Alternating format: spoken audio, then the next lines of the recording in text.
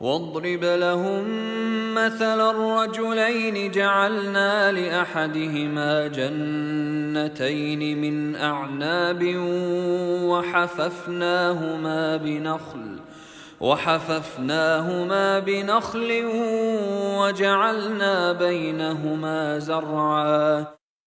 اور آپ ان کے سامنے دو آدمی کی مثال پیش کیجیے، دونوں میں سے ایک کو ہم نے انگوروں کے دو باغ دیے تھے اور ان دونوں باغوں کو کھجوروں کے گھنے درختوں سے گھیر دیا تھا اور دونوں کے درمیان کھیتی رکھ دی تھی۔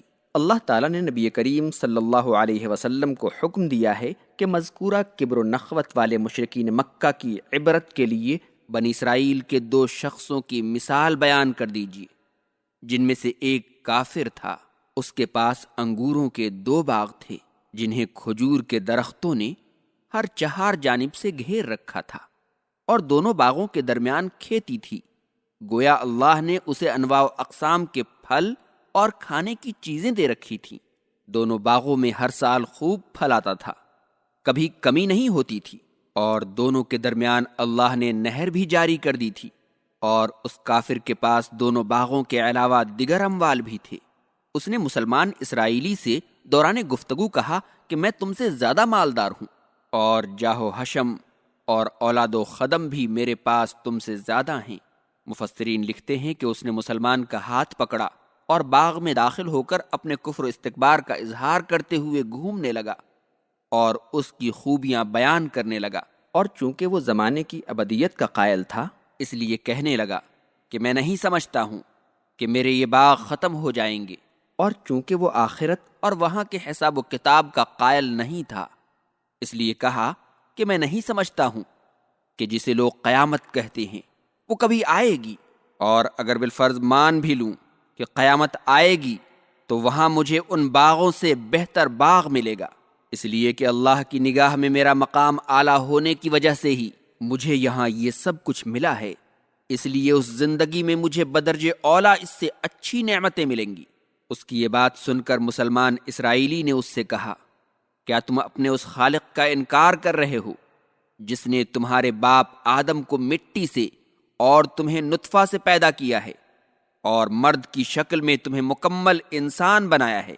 مفسر ابو سعود لکھتے ہیں کہ آیت کے اس حصے میں بعث بعد الموت کی دلیل کی طرف اشارہ کیا گیا ہے، جس کی تصریح سورۃ الحج آیت 5 یا ایھا الناس ان کنتم فی ریب من البعث فانا خلقناکم من تراب میں کر دی گئی ہے کہ اے لوگو، اگر تمہیں بعث بعد الموت میں شبہ ہے تو سوچو کہ ہم نے تمہیں مٹی سے پیدا کیا ہے۔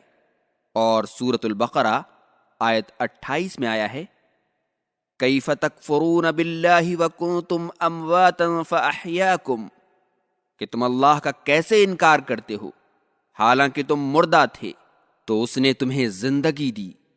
مسلمان اسرائیلی نے مزید کہا کہ میں تمہاری جیسی بات نہیں کرتا ہوں، میں تو اعتراف کرتا ہوں کہ اللہ ایک ہے، وہی سب کا رب ہے، اور میں اس کی مخلوقات میں سے کسی کو اس کی عبادت میں شریک نہیں بناتا ہوں۔ كلتا الجنتين آتت أكلها ولم تظلم منه شيئا وفجرنا خلالهما نهرا۔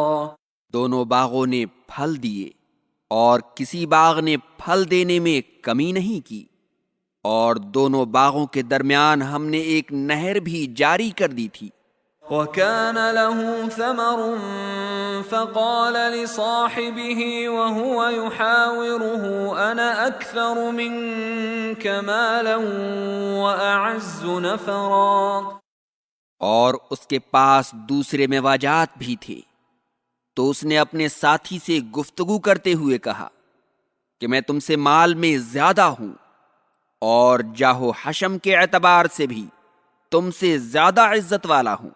ودخل جنته وهو ظالم لنفسه قال ما أظن أن تبيد هذه أبدا۔ اور وہ اپنے باغ میں اس حال میں داخل ہوا کہ وہ اپنے حق میں ظلم کرنے والا تھا۔ کہا کہ میں نہیں سمجھتا ہوں کہ یہ باغ کبھی تباہ ہو جائے گا۔ وما أظن الساعة قائمة ولئن رددت إلى ربي لأجدن خيرا منها منقلبا۔ اور مجھے یقین نہیں ہے کہ قیامت برپا ہوگی، اور اگر بالفرض اپنے رب کے پاس لوٹ کر گیا بھی تو میں اس باغ سے زیادہ اچھا بدلہ پاؤں گا۔ قال له صاحبه وهو يحاوره أكفرت بالذي خلقك من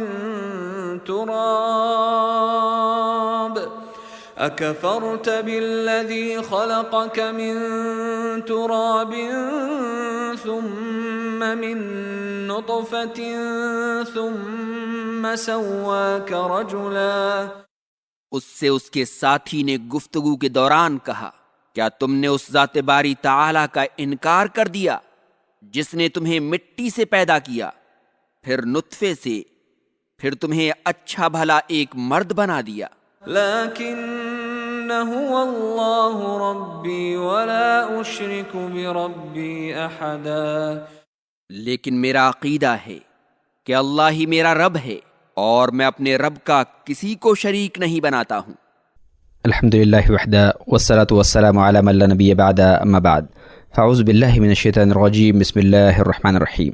دینی بھائیو، عید کا دن ہر اس شخص کے لیے خوشی اور مسرت کا دن ہے جس نے رمضان المبارک کے مکمل روزے رکھے اور بغیر شرعی عذر کے کوئی روزہ نہیں چھوڑا، کیونکہ اسی شخص کے بارے میں رسول اللہ صلی اللہ علیہ وسلم نے ارشاد فرمایا تھا، جس نے حالت ایمان میں اور اللہ سے حصول ثواب کی نیت سے رمضان المبارک کے روزے رکھے، اس کے سابقہ گناہ معاف کر دیے جاتے ہیں۔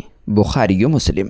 عید الفطر کا دن اس آدمی کے لیے یقیناً خوشی کا دن ہے جو ماہ رمضان المبارک کے روزے رکھنے کے علاوہ نماز تراویح بھی پابندی سے پڑھتا رہا، کیونکہ اسی آدمی کے بارے میں اللہ کے رسول صلی اللہ علیہ وسلم نے ارشاد فرمایا تھا، جس شخص نے ایمان کے ساتھ اور اللہ کی رضا کو طلب کرتے ہوئے رمضان کا قیام کیا، اس کے پچھلے گناہ معاف کر دیے جاتے ہیں۔